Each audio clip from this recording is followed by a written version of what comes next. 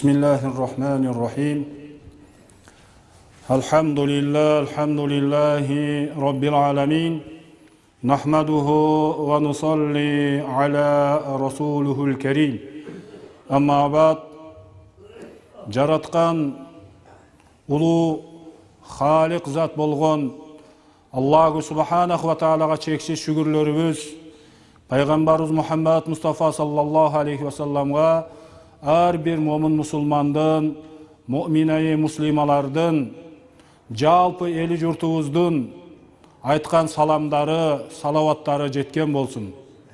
Урматтуу момун мусулман бир тууганым, бүгүнкү улуу жумаа күнүн Кудайым Таала насип кылып, ден соолугубузду чың кылып, Аллах Таала өзүнүн жер жүзүндөгү эң улуу орундарынан бир орун болгон, периштелер уялаган, адамгерчиликтин туу чокусу те кыямат күнүнө чейин акыбет орду болгон мечит эшиктерин босогосун аттатып, тобо эшиктерин кагып, Кудайдын улуу рахматынан үмүт күтүп, мына ушундай кыблага жүздөндүрүп, тавфик берген, мүмкүнчүлүк берген Кудай Таалага чексиз шүгүрлөрүбүз болсун. Чындыгында урматтуу момун мусулман бир тууганым, сизи биз күбө болуп турган бул көзүрмемдер аябай бактылуулук. Бул көзүрмемдерди Аллаху субханаху ва таала улуу Кур'ан аяттарында момун мусулмандын жашоосунда бир көзүрмем, бир вакыттар бар. Ал вакыт Кудай Тааланын берекеси дарып турган, рахматы курчап турган бир мезгилдер. Ал мезгилдерде кылынган дуалар, инсанияттын арулануусу, жан дүнүйөсүндө иман, бейпилдик, жайбаракаттуулуктун жаралуусу деп айтылат. Аллаху субханаху ва таала мындай мүмкүнчүлүктөрдү баарыбызга көп жолу насип кылсын. Бүгүнкү жумаа баяныбызда башарият дегеле адам затынын улуу өрнөгү болгон пайгамбар алейхиссалату вассаламдын сизи биздерге калтырган баалуулуктары, пайгамбар алейхиссалату вассаламдын эң асыл сыпаттары, мына ушул тариздеги хадис аяттарды иншалла табийин кылабыз. Урматтуу момун мусулман бир тууганым, сизи биз күбө болуп турган бул Шаабан айы. Бул айдагы тең жарымдап, көктөгү ай толуп, апапак ай болуп, Бадыр эң толгон абалга келип турат. Пайгамбар алейхиссалату вассалам бул айда башка айларга караганда көбүрөөк орозо кармап, көбүрөөк зикир чалып, көбүрөөк Кур'ан менен алектенип, астында жакындап келе жаткан Рамазан айына даяргерчилик айы деп билетелер. Аллаху субханаху ва таала мына ушундай бир улуу даяргерчилик менен Аллаху субханаху ва тааланын берекелүү улуу болгон, карим болгон Рамазанына жетип барууну жалбарып сурай турган бир вакыттардабыз. Пайгамбар Мухаммад алейхиссалату вассаламды Кур'ан мына ушундай сыпаттады.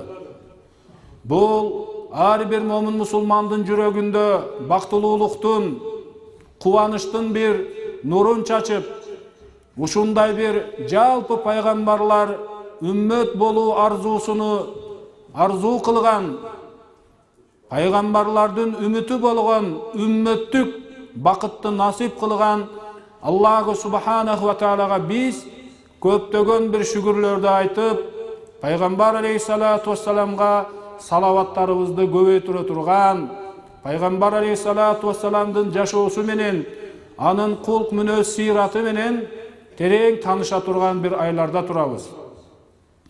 Улуу Кур'ан аяты пайгамбар алейхиссалату вассаламды А'удhu billahi minash shaytanir rajim. Bismillahirrahmanirrahim. Innaka la'ala khuluqin 'azim. Fasatubsiru wa yubsirun. بأيكم المفتون صدق الله العظيم. Бұл керемет Құр'ан аяты Пайғамбар алейхиссалату вассаламды адамдық асыл сыпатта ең бір туу чокуда екендігін айгинелеген аят.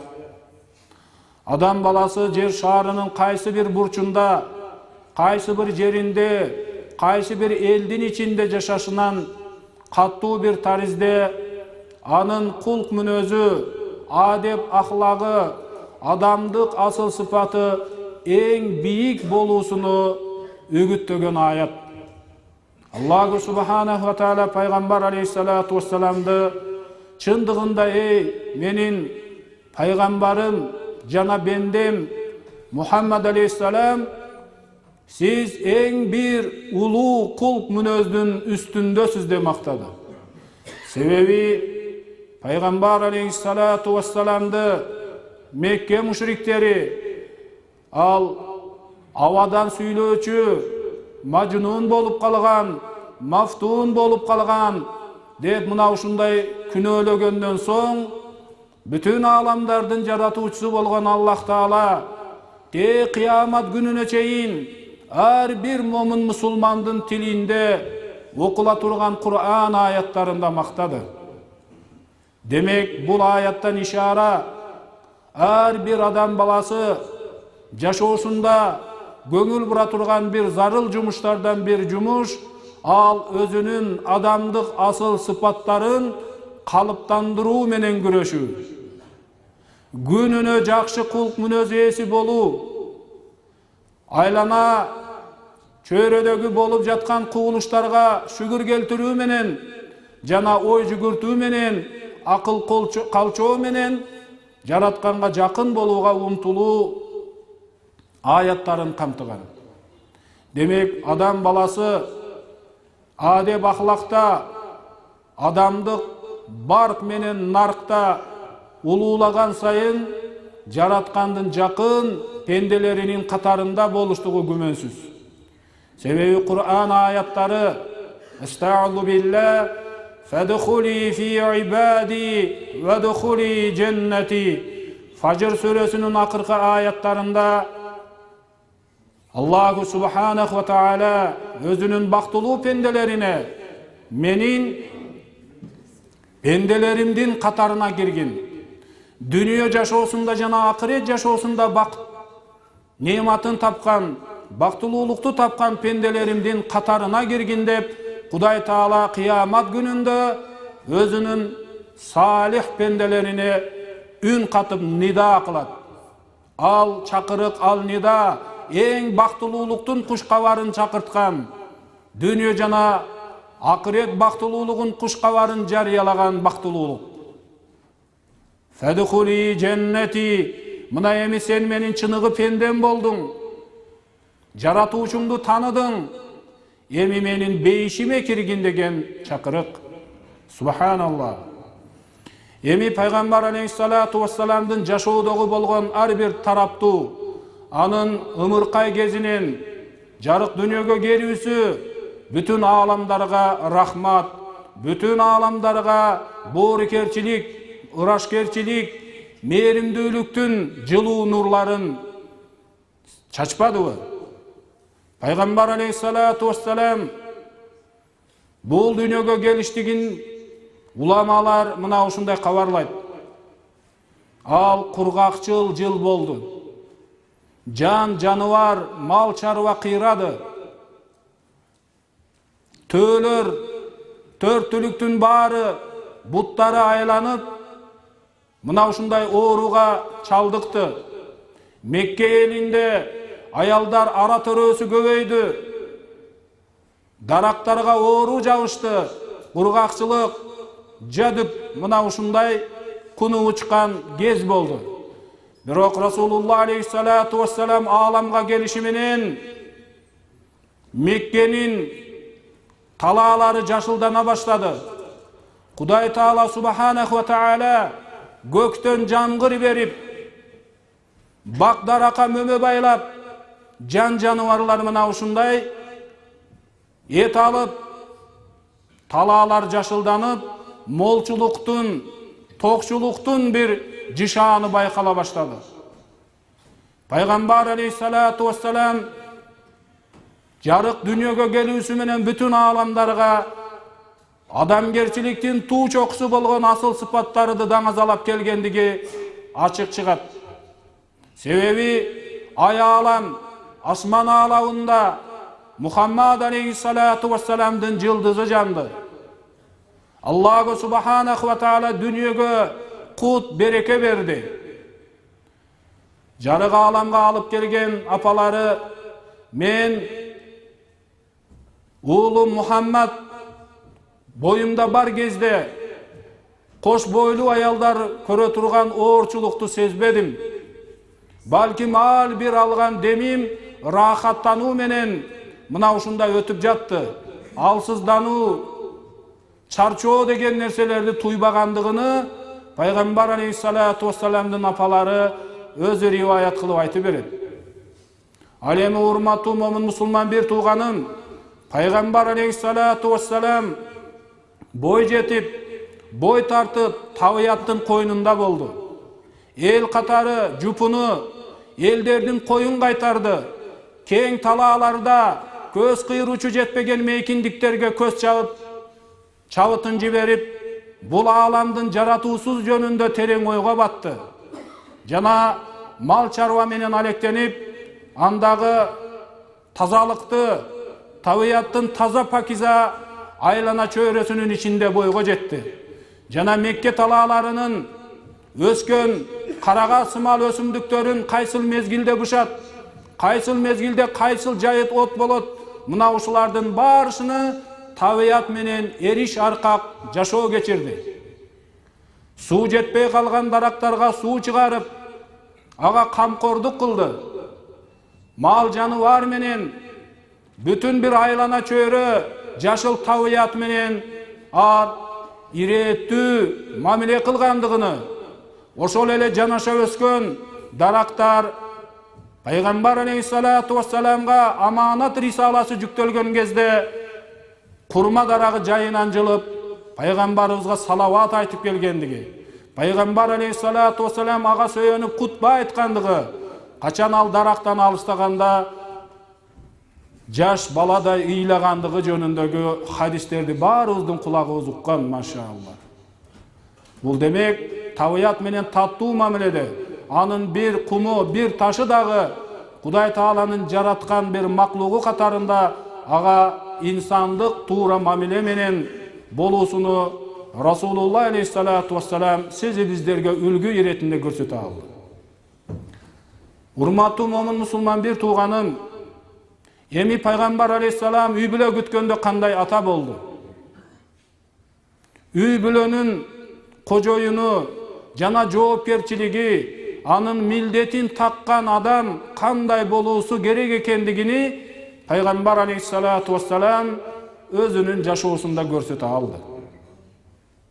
Пайгамбар Мухаммад Мустафа саллаллаху алейхи ва саллам ата-энеге кандай урмат болуусу керек экендигини, аларга кандай мамиле жасоо керек экендигини көрсөтө алды. Пайгамбар Мухаммад алейхиссалату вассалам күндөрдүн биринде коомчулук иштери менен эл журттун түмөн түйшүгүнөн чарчап үйгө келген кезде неберелери бейиштеги менин жыпар жуттуу райхандарым деген Хасан Хусейн разияллаху анхулар мойнуна асыла баштады. Мойнуна асылды. Расулуллах алейхиссалату вассаламдай улуу зат, Кур'ан ысымын ысымдаган, дүнүйөгө кут береке алып келген Пайгамбар алейхиссалам төрт буттап туруп, неберелерин төбөлүп ойнотту.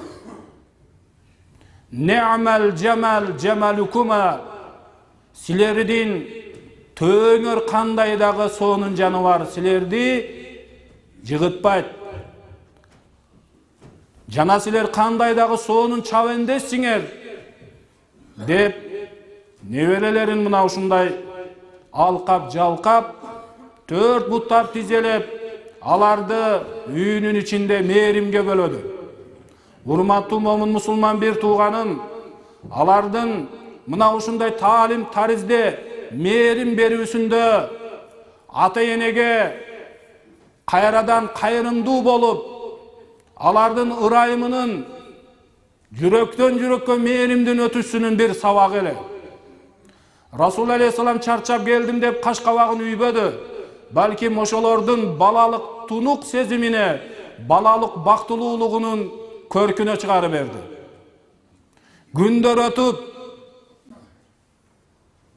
Хасан разияллаху анху пайгамбар алейхиссалату вассаламды жоготуп, Мадинада Равза-и Шарифтин алдында көздөрү лык жашка толуп ыйлап олтурганда бир сахаби сурады: "Ма абкак?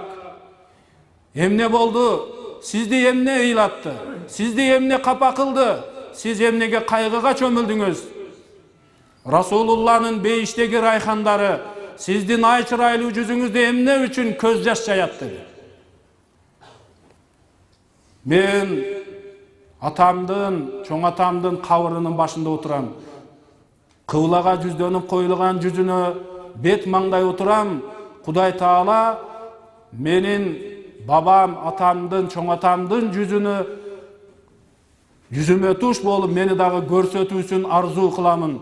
Жана бир балалык бактылуулук кездеримде жоонуна мени ойногон күндөр көз алдыма тартылып, ошону эстеп олтурам dedi. Балалык бактылуулук кездин бир сүртүмдөрү, бир үзүмдөрү сиздердин көз алдыңыздарда. Атаңыздын колуңузду кармап жетелегендеги колунун табы сиздин колуңуздан кетелек. Атаңыздын алаканынын табы колуңуздан кетелек. Атаңыздын, апаңыздын мээрим менен сүйгөн эрининин, мээрим менен сылаган алаканынын табы көбүбүздүн эсибизден кетелек. Кетпейт дагы иншалла. Себеби урматтуу момун мусулман бир тууганым, бул чын жүрөктөн жанын курбандыкка, жанын садага чаап турган ата эненин алаканынын оттабы, эриндеринин оттабы мына ушундай болот. Бул Хасан разияллаху анхунун көз жаштарын көл кылыштыгынын бир ырайымсыз опасы жок дүйнөдө опа күтүп ошол опаны таба албай жатканда Расулулла алейхиссаламды эстеген кербез эле.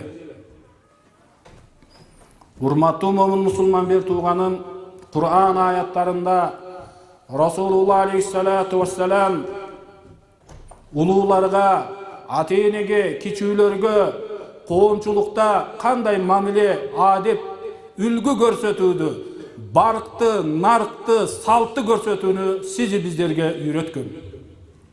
Ал Кур'ан аяттарында өз чындыгын табат. Бисмиллахир-рахманир-рахим. Вахфиз лахума жанаха зулли минар-рахма ва кур раббирхамхума кама раббаяни сагира. Садакаллахул азим. Балким дүйнөнүн эң бир алтын тамгалар менен коштолуп жазыла турган адамзат баласынын маданиятынын туу чокусу болгон аяттар. Ата энеге ал кандай абалда болбосун, мээримдүүлүк жана жөнөкөйлүк, жупулулук канатын төшөп бергин. Ата эненин астында боюңду түздөп, көкүрөктү керип олтурбаган бул дагы бир көрүнүштө адепсиздик. Ата эненин көзү менен тең айланышка аракет кыл. Жана ырайымдуулуктан болгон, мээримдүүлүктөн болгон, сөздөрдүн эң керемети болгон, жүрөккө жугумдуу, эң жакшы сөздөрдүн ээси, ылайыктуусу болгон ата энеңе ошол сөздөрдү сүйлөп, мына ушундай мамиле жасаган. Жана айткын, дүнүйө жана акыретте окулуучу дуаны бизге үйрөтөт. Эй жараткан Аллах, биз ал кезде алсыз элек, кичинекей бир кесим кызыл эт элек. Ошол кезден күндөрү түндөр уйкусун бөлүп, жанын садага чаап өткөн ата энебиз бизге кандай ырайым көрсөтсө, эми аларга сен ырайым көрсөткүн деген дуа. Көзү өтсө дагы, көзү тирүү болсо дагы ушул дуа эң берекелүү, касиеттүү дуа бир тууган. Ата-энени сизи биздерге байлап койбоду. Жылдан жылга, муундан билектен күч кетет. Ата-эненин жүрөктөрү перзентти тезирээк сагына турган болуп калат. Тынч экен десе көргүсү келип калат. Жытын жыттагысы келип калат.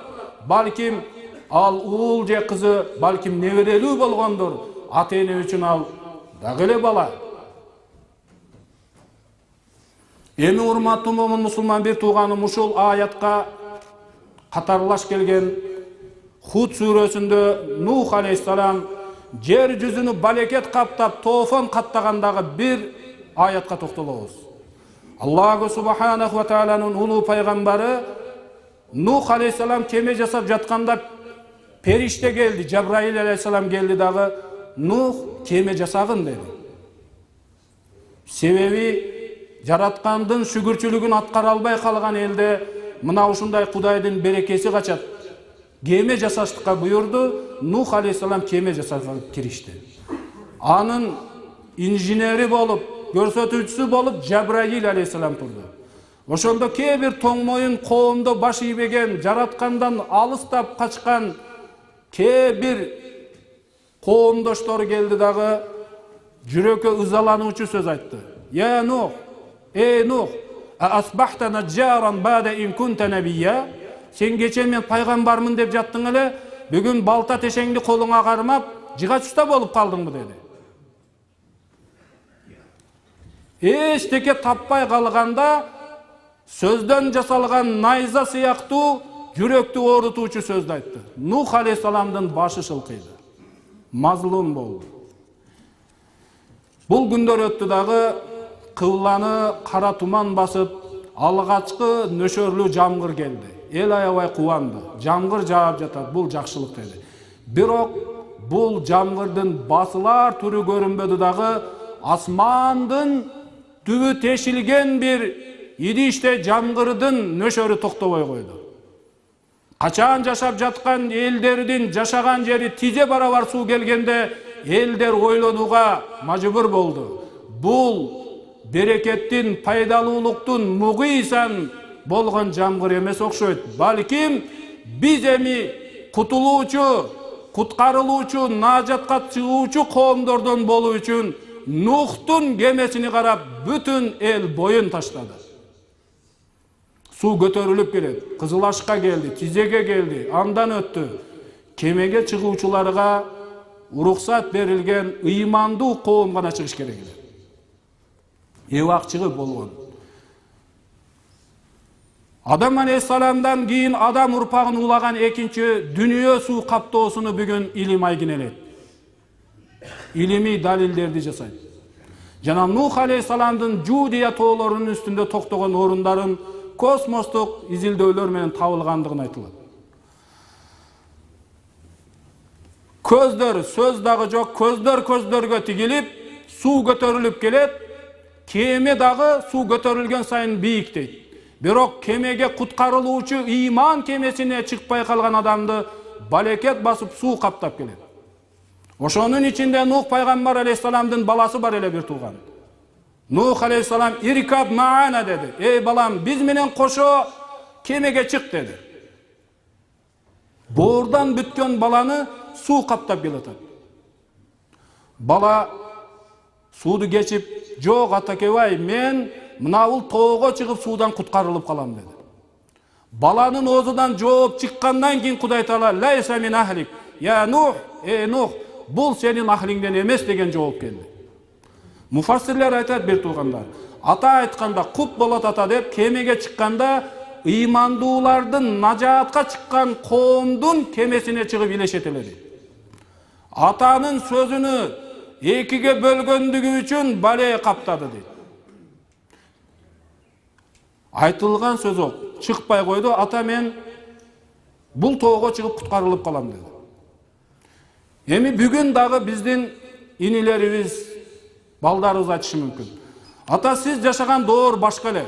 Сиз айткан нерсе балким башкадыр деп балким эстүүрөөк болгонго аракет кылар. Бирок ал баланын ойлоп жатканы атанын жашоо деген тажрыйбасынын тешик чөнтөгүнөн 20 жыл, балким 40 жыл эрте түшүп калган. Жашоо тажрыйбасы деген чөнтөгүнөн түшүп калгандыр. Нух алейхиссалам аттин кылды, бала көздөргө тигилип турат. Көкүрөккө суу келди, бала аракет кылды. Кемеге чыккысы келди. Бирок ал тобо, акыйкатты табуу, нажат кемесин табуудан кеч калынгандыгы эле бир тууган. Жана атага болгон жооптон кийин Кудай Таала лейсе мин ахлик, эй Нух, бул сенин коомуңдан, сенин үй бүлөңдөн болбой калды деди. Ортого бир толкун келди, акыркы бир көз чагылыштар, көз ирмемдер болду. Мына ушу менен суунун астына гарк болуштукка туура келди. Урматтуу мусулман бир тууганын Кур'ан, динибиз, ата-эненин ыраазычылыгын, макулдугун, Ханафи мазхабынын баары фих китептери айтат, ата-эненин нафакасы балдарга парыз дейт. Атадан кабар алуу. Эгер 4 бала болсо менин кенже иним карап жатат деп, агалары бейкапар болуп ал шариатка жатпайт дейт. Нафака 4-өөнө бирдей парыз. Анан кээ бир инилерибиз айтат, атасын ушунчалык эгер башка дин өкүлү болсо дагы нафакасын кароо балага парыз дейт. Ал башка динде болсун, бирок атасы ал ысыгынан, суугунан кабар алуу милдет болуп калат бир туугандар. Аллаху субханаху ва таала баарыбызга берекелүү жашоо, көкүрөк көөдөнгө ыйман уялаган бакыт таалай, жашоодон баар таап, өткөн күнүбүзгө ыраазы болуп жашоону баарыбызга насип кылып буйрсун иншалла. Субханакаллахумма бихамдик, нашхаду ан ла илаха илля ант, настагфирук ва натубу илейк. Амин я раббал аламин. Аллахым, ушул жума күнүнө тобо эшиктерин каккылап, вактысын сарптап келген жамааттарыбыздын дуа тилектерин кабыл кылгын. Үй бүлөлөрүнө бакыт таалай берген. Уул кыздардын келечегин көрүп, көздөрүн кубантыргын. Жүрөктөрүнө рахат тартуулагын я Rabbi. Жашоолоруна береке бергин. Шайтаны азгырык васвасалардан алыс кылгын. Элибизди, жерибизди, шаарыбызды, мамлекетибиздин асманын ачык кылгын. Асман эшиктеринен берекелерди жаадыргын. Ырыс ынтымактуу кылгын. Табият кырсыктарынан, оору, суркуу, бале афаттардан өзүң сактап асырагын. Эли жерибизге береке бергин я Раббал аламин. Аллахумма иннака афуун карим, тухиббул афва фаъфу анна برحمتك يا أرحم الراحمين.